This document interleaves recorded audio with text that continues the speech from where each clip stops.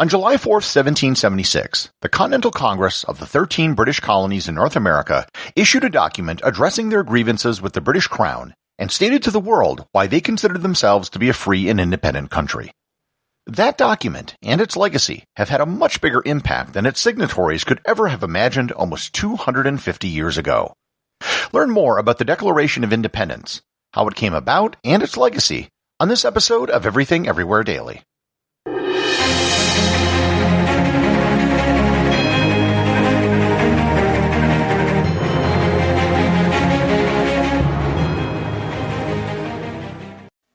This episode is sponsored by Ka'Chava.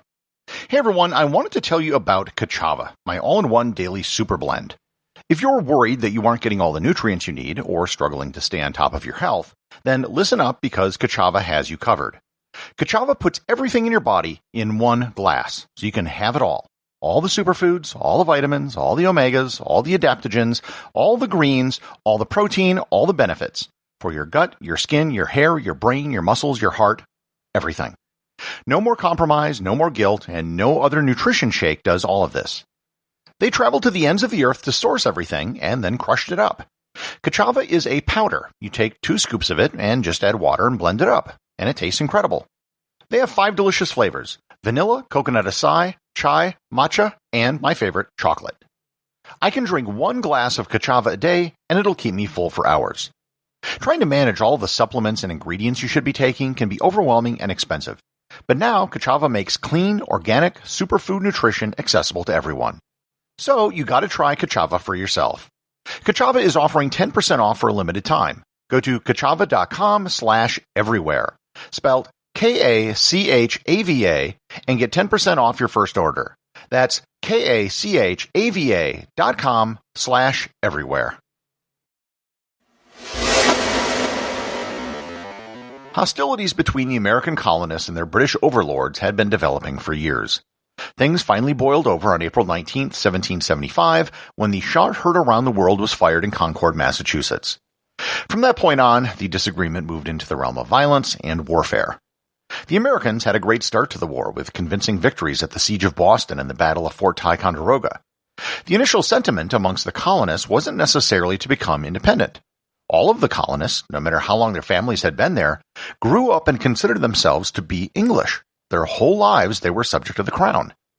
What they really wanted was their grievances to be addressed. Had George III actually done this, or if they had offered seats in Parliament to the Americans, none of this probably would have ever happened. And I should note that in 1776, the population of the 13 colonies would have been approximately a third to half that of England itself. So it wasn't as if this was a small number of people. In January of 1776, Thomas Paine published his book titled Common Sense, which made the case for independence. Paine's book made public what many people already thought and convinced many more of the merits of independence. When Parliament passed the Prohibitory Act, which cut off trade between England and the colonies, and especially when the king hired Prussian mercenaries to fight, it was the final straw for many Americans. As the war had been raging for over a year by the summer of 1776, independence became the big question and the one which hung over the heads of the delegates of the Continental Congress. Most of the delegates to the Continental Congress personally believed in the cause of independence, but they were all appointed by individual colonies in totally different ways, with totally different levels of authorization of what they could approve. So beginning in April of 1776, there began a campaign in the 13 colonies to authorize their representatives to vote for independence. Over the next few months, there were many local and state resolutions of independence. Rhode Island renounced its allegiance to the king on May 4th, the first colony to do so. Approval was swift in both the South and in New England. It had the most resistance in the mid-Atlantic colonies of New York, New Jersey, Pennsylvania, Maryland, and Delaware. On May 15th, the Continental Congress passed a preamble that outlined many of the grievances against Britain. It was considered radical, and 4 of the mid-Atlantic colonies voted against it, with Maryland walking out in protest. It wasn't quite a formal statement of independence, but it was the next closest thing to it. It set the stage for the next resolution to be brought before the Continental Congress, which was made by Richard Henry Lee of Virginia. Known as the Lee Resolution, or the Resolution of Independence, it explicitly and formally dissolved all political ties between the colonies, now states, and Britain. Voting did not take place right away. There was still work to be done in the individual states, which were reluctant to declare independence. But by the end of June, all the state legislatures supported independence except for New York. The New York State Assembly had to evacuate New York City due to British troops advancing, and they were unable to provide approval until they reconvened on July 9th. While all the political arm-twisting was going on June 11th, a committee of 5 was created by Congress to begin work on a public declaration that would announce their independence to the world. The 5 men were John Adams, Benjamin Franklin, Thomas Jefferson, Robert Livingston, and Roger Sherman. After discussing what the document would generally say, the committee agreed to let Thomas Jefferson write the first draft. He had just completed writing the Virginia Declaration of Human Rights just a few weeks earlier, which had been passed on June 12th by the Virginia Assembly. The Declaration of Independence borrowed heavily from the Virginia Declaration of Rights. As it was freshly written and adopted, everyone agreed with the sentiments in it, and it was a natural starting point. The Declaration of Independence was a statement of political philosophy and the nature of human rights, as well as a list of political grievances. The draft of the document was presented to Congress on June 28th, and there were edits and changes then made to it. On July 2nd, the Continental Congress took the big leap and voted on the Lee Resolution for Independence. It was actually quite short, so I'll read it in its entirety here. Quote, "Resolved that these united colonies are and of right ought to be free and independent states, and that they are absolved from all allegiances to the British Crown, and that all political connections between them and the state of Great Britain is and ought to be totally dissolved. That it is expedient forthwith to take the most effectual measures for forming foreign alliances, and that a plan of confederation be prepared and transmitted to the respective colonies for their consideration and approbation." End quote.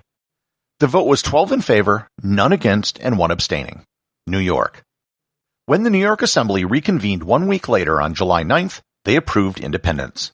This was a huge step, not only in the history of the United States, but in world history. Never before had a colony done this. The members of the Continental Congress had openly declared treason against the king, and if caught, they would be subject to execution. Or, as Benjamin Franklin put it more eloquently, quote, "We must all hang together, or assuredly we will all hang separately."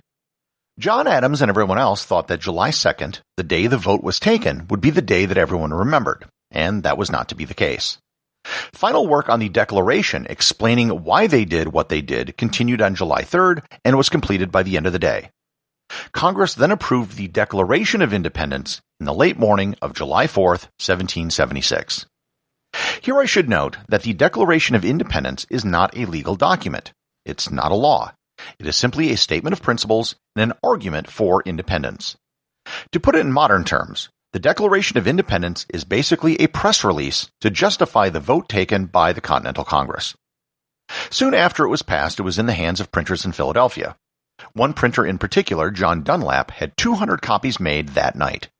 It was a rush job and there were a few minor printing errors, but it was now in the hands of the public. The Dunlap broadside, as it's known, is not the version that most people are familiar with. This isn't the copy with all the signatures at the bottom. That would come a bit later. In fact, at this point, no one had signed anything, nor was there any need to do so, as the vote was the only thing that mattered. The Dunlap broadside was actually pasted into the minutes of the Congress, and there are 26 copies of the Dunlap broadside currently in existence. On July 19th, Congress passed a resolution that a formal copy of the Declaration of Independence be created. The resolution stated, quote, "Resolved that the Declaration passed on the 4th be fairly engrossed on parchment, with the title and style of the Unanimous Declaration of the 13 United States of America, and that the same when engrossed be signed by every member of Congress." End quote. The unanimous declaration was not in the original version, which was passed on July 4th, as New York hadn't voted for it at that time. However, by July 19th, New York had approved independence, so the language was added. The official version was to be written on parchment. Parchment is made from an animal skin, and it's far more sturdy and used for formal documents. This copy was to be penned by Timothy Matlack, who was the clerk of Congress, and evidently had good penmanship. This official version was signed by the members of the Continental Congress on August 2nd. Unlike the scene imagined in later paintings, this probably was a very informal affair with everyone just getting up and taking turns signing it at a desk. The journal entry for Congress on that day simply says, quote, "The Declaration of Independence being engrossed and compared at the table was signed by its members." End quote. 56 men ultimately signed the document, although not all of them were there for the vote, and not all of them signed on August 2nd. The physical parchment copy, now known as the Matlack Declaration, was kept with Congress over the next several years, even as they had to move to avoid the British. After the passage of the Constitution, the copy was given to the State Department. Over time, the Matlack Declaration began to deteriorate. So in 1820, President John Quincy Adams ordered an engraving identical to the Matlack Declaration to be made. Almost all subsequent copies of the Declaration of Independence were made off this engraving. From 1841 to 1876, the Declaration hung on a wall in the Patent Office, where it was exposed to sunlight, which further caused the document to fade. In 1892, a trip to the Chicago World's Fair for the document was canceled due to its deteriorated state. It was then placed between two glass panes, and it was seldom ever shown over the next several decades. In 1921, custody of the document was given to the Library of Congress, and more money and efforts were spent towards preservation. During World War II, it and other historic documents were moved for safekeeping to Fort Knox, Kentucky, where the United States kept its gold bullion. In 1952, custody was once again changed as control was given to the National Archive, where it remains today. It's now encased in bulletproof glass filled with inert argon. It's on display at the National Archives buildings in the Charter of Freedom exhibit, along with the original copy of the Constitution and the Bill of Rights.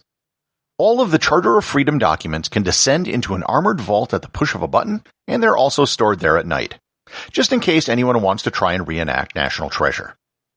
The political impact of the document was immediate. It was read in public by George Washington to his troops in New York City on July 9th, and the crowd tore down a statue of King George. The statue was then used to make over 40,000 musket balls. It was published in newspapers in London by mid-August. It was in Italy and Poland by mid-September. The copy sent to Paris was initially lost, so they didn't actually get it until mid-November. Spanish authorities in the Americas banned it, but it spread anyhow. Translated copies appeared in Venezuela, Colombia, and Ecuador by the end of the year. The Tories in Britain pointed out, correctly, the hypocrisy of declaring the rights of man while at the same time allowing slavery. The English abolitionist Thomas Day wrote in 1776, quote, "If there be an object truly ridiculous in nature, it is an American patriot signing resolutions of independency with one hand, and with the other brandishing a whip over his affrighted slaves." End quote. It was a contradiction that would fester in the United States for 90 years. Abraham Lincoln used the Declaration of Independence and its popularity as a lens to interpret the Constitution and to support his efforts for ending slavery. In France, revolutionaries were inspired by the document and wrote the Declaration of the Rights of Man and of the Citizen in 1789. The Declaration of Independence was the spark that set off a series of revolutions on both sides of the Atlantic. Other countries used the Declaration of Independence as the basis or inspiration for their own declarations over the next 2 centuries. Venezuela, Haiti, Liberia, Vietnam, Chile, Hungary, New Zealand, and many other countries created similar documents when they became independent. The American Declaration of Independence, being the first such declaration of any colony of any European country, not only brought about independence for the United States, it had ramifications over the next 250 years that the signers of the document could never have imagined.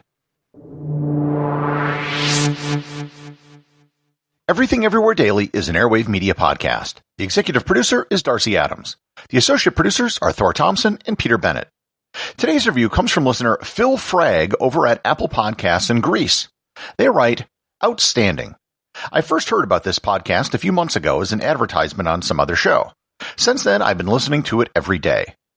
The 2-year anniversary show actually gave me that long-needed nudge to pick up and read my physics and chemistry books that have been gathering dust all these years.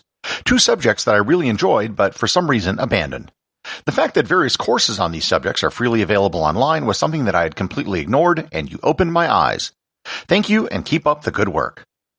Well, thanks, Phil Fragg. Congratulations on picking up your physics and chemistry books again. There is so much content out there right now to learn. If for whatever reason you don't get a concept right away, there are other people who have made videos on the same subject that can give you a different perspective on it. And there are also great tools, animations, and experiments that you can also watch. Remember, if you leave a review or send me a boostagram, you too can have it read on the show.